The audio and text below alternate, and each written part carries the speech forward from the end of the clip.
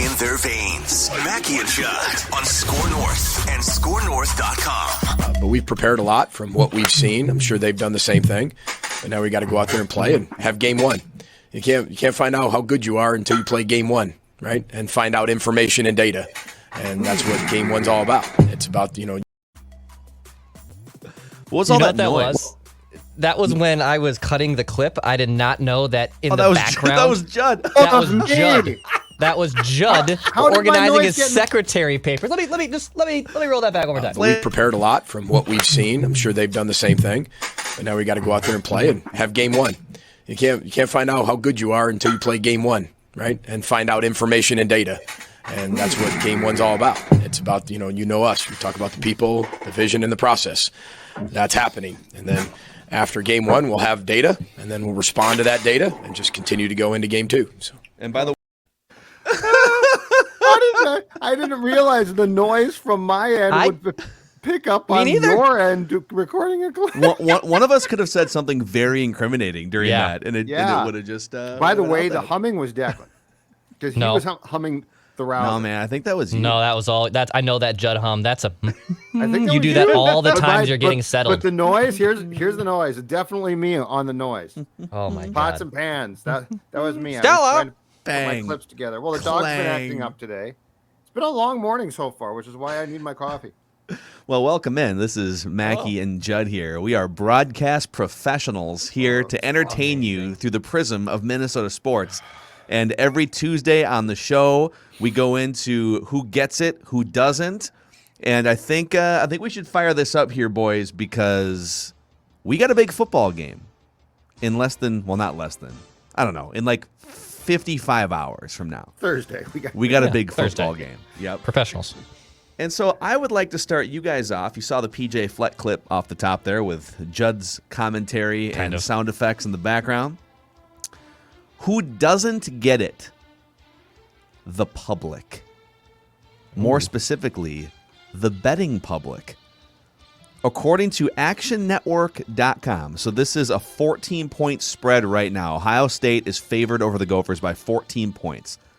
So they're that's actually, I think if you go back in history and look at historical spreads between these two teams, it's probably about the closest. Like there's probably been maybe like a 12 or a 13 in there, but it's pretty rare that you're going to get anything under a couple touchdowns for the Gophers. So 88% of the bets are on Ohio State. 85% of the money is on Ohio State. I'm not even talking about the Gophers winning the game necessarily. I'm just talking about keeping it close or backdoor covering inside 2 touchdowns. Who doesn't get it? The public is sleeping on one of the best run-blocking offensive lines in all of America. The public is sleeping on a team that returns, 20 starters out of a possible 22? Yeah. I want to say. Most of the guys back. You're exactly right. I'm not saying this is Nebraska in the mid-90s. I'm not saying you are. But this team reminds me on paper of some of Glenn Mason's better teams. Like when Glenn Mason had those road grading, run blocking, run the ball down your throat, steady quarterback, do enough in the passing game. I think the biggest question is, much like those Glenn Mason teams, to what extent can this team play defense?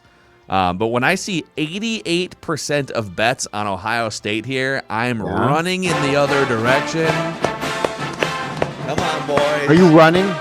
I might jog. I'm sprinting like PJ Fleck's team from one end of the field to the other in the fourth quarter. That's what I'm doing. There is no greater fraud on this show than Declan Goff joining in the excitement about Gopher football. There's room, Dex. Come on. That would be like an atheist who loves St. Cloud State cut their football team, and I don't have one, so I am joining the Gophers.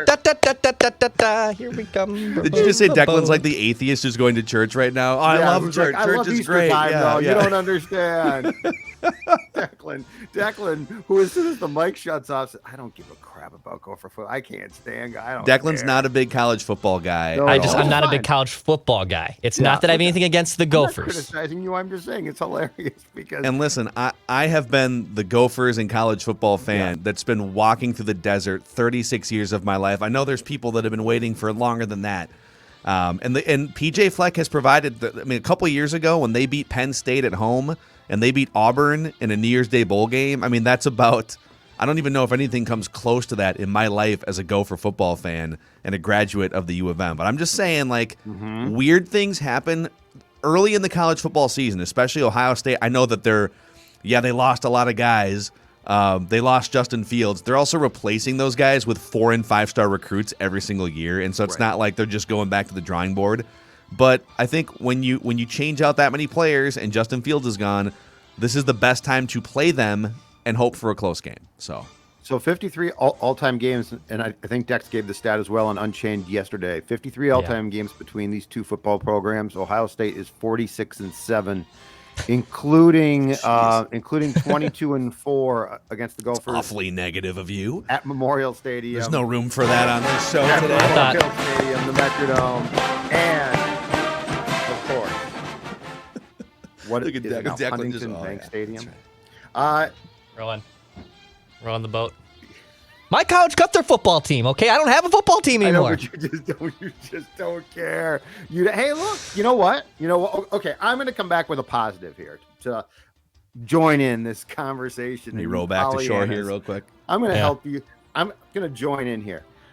Wait, are you adding to the Pollyanna, or are you pouring cold water right now? No, I'm not going to pour cold water. No, there's no reason to pour. It's the poor Gophers. There's no, at this point in time, I'm not going to pour cold water. There's no reason to, but I will say this: of all the teams in this town that were impacted by the pandemic last year and the crazy schedules and the Rashad Bateman basically was. Gopher football to me is number one. Yeah, because one, they're not pros. Well, they sort of are, but they're not. Well, they are now. Now they can all make money now. But. Two, they actually just canceled games. Like, they just called off games. So, like, they made no attempt to make them up.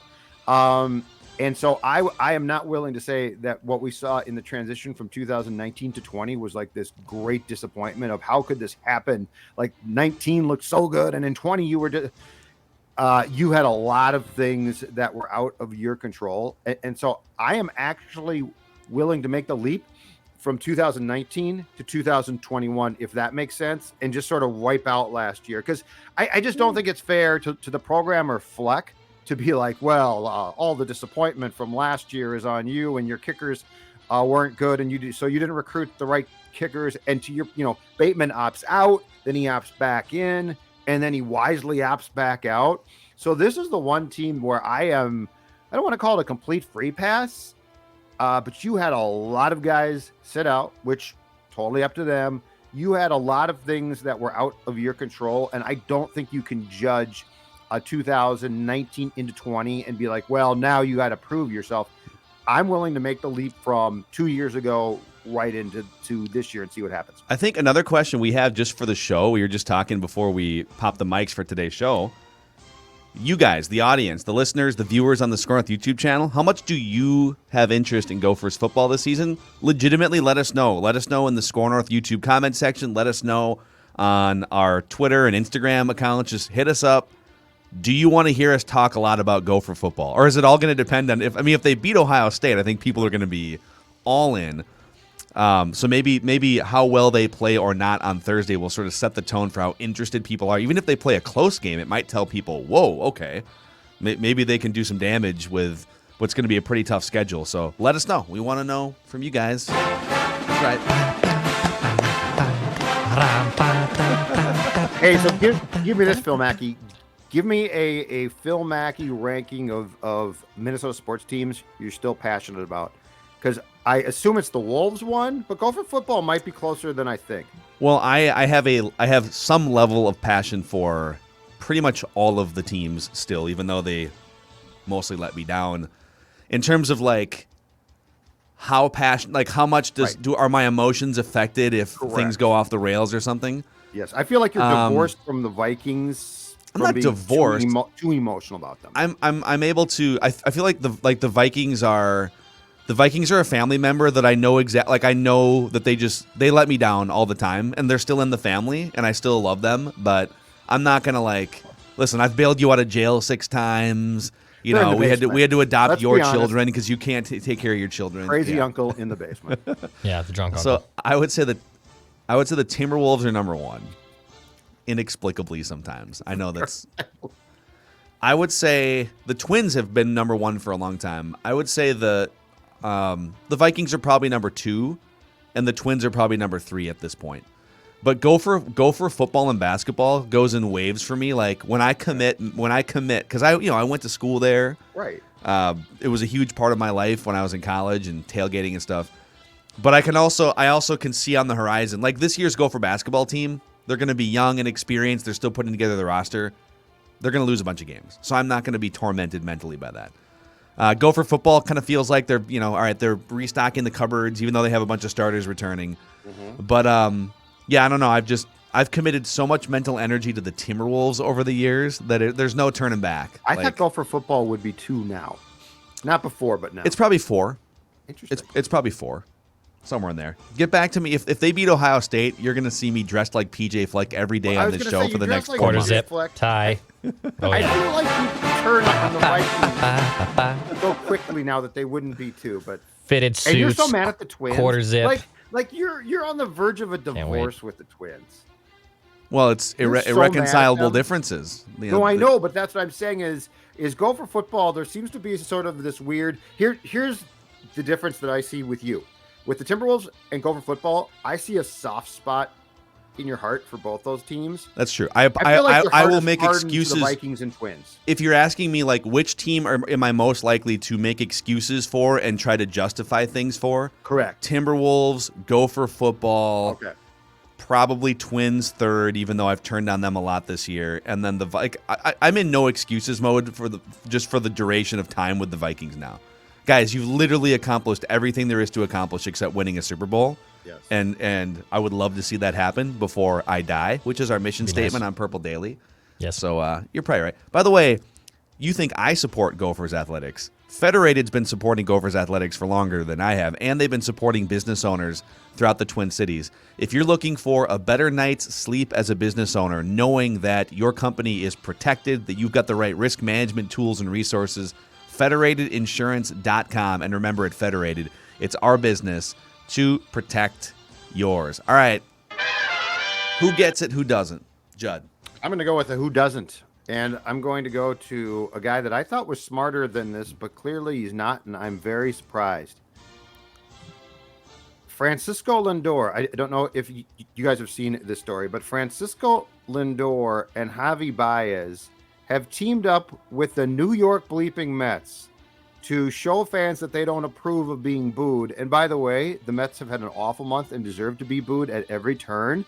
By giving the fans the thumbs down when they cheer, as if to say, we don't want your cheers now. If you're going to boo us, this is our way of booing you. Javi Baez was acquired from the Cubs at the deadline in what was a substantial, supposed to be, hey, Baez and Lendore are going to play together. Baez is going to be a free agent after the season, but my God, this could be the perfect marriage in New York. In 16 games, Javi Baez has had 207. Lendore, who with Cleveland was one of the more likable guys in baseball, and was really a fun guy. I think the contract probably and the market have soured him. And here's the cherry on top, though. So these two guys who are struggling but are star players have decided we're going to show Mets fans. We're going to show New York, which is like, okay, that's not a good idea.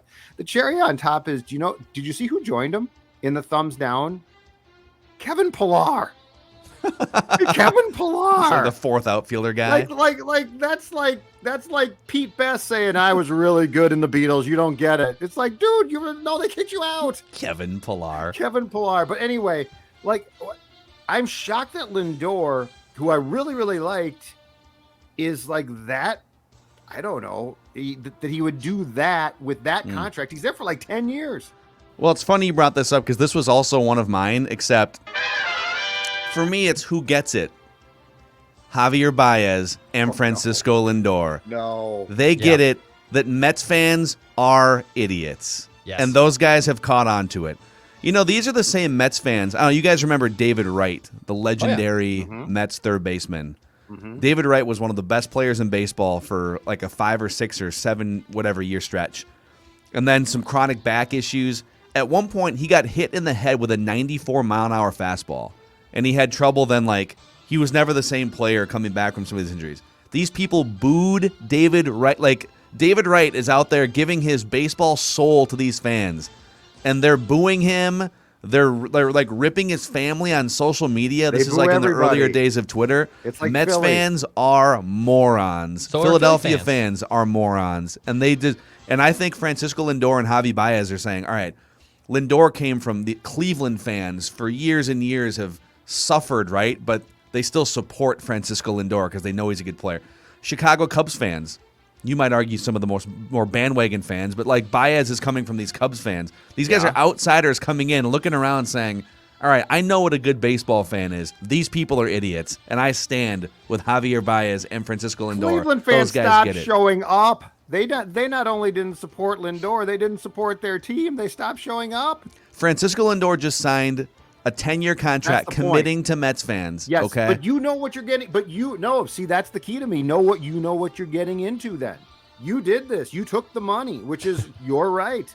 But now you're like, they can't boo me, dude. You just went to New York. Francisco Lindor, in fairness, is having a difficult season. He's batting .224 and slugging below 400, and so he is having. Get a clue. He is having a bad year. Hey, Lindor, so I will get a grant you that. clue. But it doesn't change the fact that Mets fans are morons. So, Get a clue. hello to the Mets fans that find this on YouTube. You know what, Mets fans? I hold on a second, right there. I Oh, love you're wearing ya. a Mets hat today? I always wear my Mets hat. Oscar Madison, my man. And yeah, you know what, Mets fans, you get it. Get those two bums out. Hey, we don't need you. All right, Declan, who gets it, who doesn't? Well, I have no idea why we just steer off the 2021 Gopher football squad, because I think the Gophers get it, and I have a specific group of the Gophers that get it, and it's the Gopher Minnesota Moving Company. The Gophers offensive line, dude. This Gophers offense. You want to talk about people sleeping on this team and an offensive line in this state that we've been waiting to see. Well, the Gophers have it. They enter this year with 13 members of that unit who have appeared at least in one game, and 10 have started at least one contest. In fact, the Gophers offensive line has the most combined starts at the FBS level, more than any other team in the nation, with 180. The next closest team is 159 in Miami in Florida.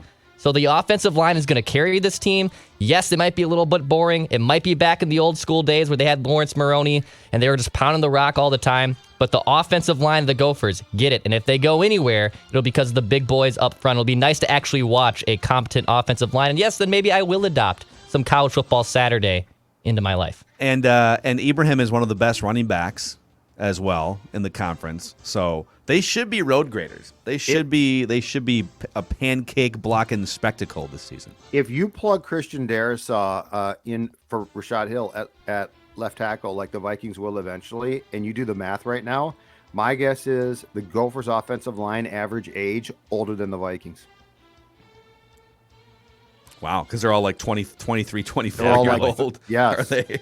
Darrisaw is a rookie. O'Neal was drafted in 2018. Cleveland was drafted last year. Bradbury, Yeah, it's pretty close. 2018, right? Yeah. And right guard is, I bet the Gophers are older and have more experience. Look at this. I love the Gopher optimism here. Tanner Morgan, man. Tanner Morgan. I'm going to be hungover on Saturdays and Tanner watching Morgan. football.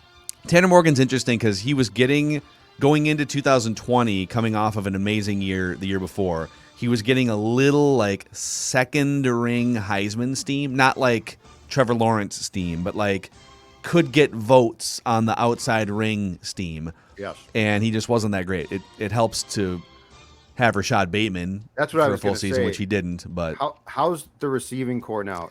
Ottman Bell's hurt. he's a senior. He got hurt when this offseason or He last got year? hurt in a scrimmage that they held about 3 weeks ago. So And I he's don't know been his hobbled status. since. But I Yeah. mean, Bateman's got they had the one thing about the 2019 Gophers was that receiving core was excellent. Oh, it was yeah. It I was mean, great. well, obviously Bateman, one of the best receivers in the country. For what it's worth, Pro Football Focus has the Gophers receiving unit 5th among the 14 Big Ten teams. So they like it. They don't love it as much as when Bateman was there. Sure. So if Ottman Bell is healthy, can he take a step up and be a downfield threat on a more regular basis? I guess we'll see. All right, back to Judd here. I skipped lines, so back to Judd. Oh, okay. Who gets it? Who gets it? Ladies and gentlemen, Declan and Phil, happy NFL Cutdown Day. The NFL continues to make everything it does, especially transactionally, a great event. And the people that don't get this one are the people who say today is one of the toughest days. A lot of men are going to lose their jobs and they've worked hard. Okay, first of all, most of those guys should be realistic. You were lucky to be in training camp and now you're cut too bad. But second of all, think about how excited we are to see that 53-man roster. And more importantly, the guys who are going to be on waivers and like, Yeah, talk to me about those waivers. When this day comes, for instance, in like baseball, right, where like guys get sent down, it's like, the Twins have sent 5 guys to blah, and it's like, okay. Yeah.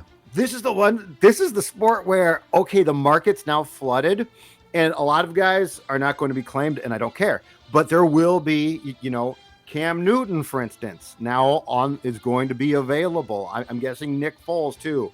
So happy National Football League Cutdown Day. And I'm going to be the one guy who says a lot of people are losing their jobs, and I'm here for it. I'm here Well, for it's also like the only sport where, like in baseball, there are interesting cuts in baseball, but a lot of times it's minor leaguers. Like, will this top prospect make the team? And those guys are usually cut like 4 weeks before camp is over because they got to get into minor league camp and get him indoctrined. In the NBA, there's only like 6 guys on your team that matter, so there's no drama as to like who's not going to make the team. Like all the contracts are already signed going into training camp. Yep. So it is. And then they do a great job. The NFL has done a great job of finding like the little morsels in their product. What could be elevated to be more entertaining, right? The schedule release. Okay, yes, that's great. And then the cut down day. And there's usually very little drama, but when Cam Newton is on the chopping block, and there's a couple other names that are going to be interested. The Vikings are going to be looking at quarterbacks, linebackers, maybe a kicker, perhaps offensive line. tight Guess ends we'll for see. sure now. How about this? I gotta get Breaking news from Ian Rappaport as we record this. Yeah. You want this? Yeah, hit me. The Green Bay Packers Oh, yeah. are keeping All-Pro left tackle David Bakhtiari, knee injury, on the PUP list to start the season, which means he'll miss the first 6 weeks. David Bakhtiari, one of the best offensive linemen in the NFL, will miss at least the first 6 weeks for the Green Bay Packers. Green Bay also lost their All-Pro starting center in free agency to the Chargers. The Chargers. I believe. Mm-hmm. So Aaron Rodgers might be looking at his watch saying, if that Jeopardy job is still open, maybe I can just pivot. Sneaky smart move too, taking the cut down for the first time from Saturdays to Tuesdays. Yeah, middle of the week. Let's Yeah, get it. Yeah. 'cause I feel like 3:00 on a Saturday. Like I cared, but I feel like fan is on the boat or the fan. I'm a is, couple seltzers in. Exactly, which is great. Yeah, but, you enjoy your Saturday. But a Tuesday, Yeah. you get home from work and you tell the wife and kids, let's settle down right there. Daddy's got to look at the waiver wire. Daddy's got to see which backup right guards might be available. All right, Declan, one last one. Who gets it? Yeah. Who doesn't? I hate to call him out, but he doesn't get it, and it's upsetting me. Kirill Kaprizov, you don't get it. Please sign this contract, dude. I don't know, and I'm guessing it's your representation that is causing this hiccup. I don't mean to put it all on Kirill, but at the end of the day, dude, you control your own fate. Please. I know there's a contract on the table. There has to be. Sign the contract. Let's get this over with. We report to training camp in less than 2 weeks here in St. Paul. Sign this contract. I don't want this to be lingering over before training camp starts. Kirill, I want this to be the only time I ever have to say this. You don't get it right now. Please sign the contract. Come over to the Minnesota Wild. Let's get this season to go, and I don't want any more distractions. What's the next deadline? Training camp. So There really sometime isn't like one. a week into September when they start Yeah, camping when- a couple weeks, right? Yeah, I don't think they put a date on it yet. I haven't seen that, but yeah, the next deadline would basically be you're supposed to be on the ice and you're not yet. Which would not be good if he was not, because I will say this, I think it's still important. Like if you get a late start, it's going to be, Don't make it a thing, dude. It's weird because I guess that CSKA KHL team, Moscow team, came out and said he's not coming here. So like there literally is nowhere else to go but just the agent's sign. like, no, that's not true. Yeah, the agent, he's playing tonight. The agent, he's playing tonight. The agent, man, I feel like this guy is going down the wrong path for right now. Wait till you actually have the potential leverage to leave and then do it. Yeah. Well, that's who gets it, who doesn't here on Mackey and Judd with executive producer Declan Goff, and those takes on today's show presented in part by Dennis Kirk and DennisKirk.com. So it's still riding season. You know, I think a lot of people think, oh, the fair's almost over and so summer's over. Yeah, but like then there's fall riding season if you like to get up and around the fall leaves, North Shore. So whatever you ride, Harley, Sport Bike, Metric Cruiser, you'll find what you need at DennisKirk.com. 160,000 parts and accessories in stock. If you order by 8 p.m., they ship the same day. And shipping is free for orders over $89. When the open road calls, head to DennisKirk.com.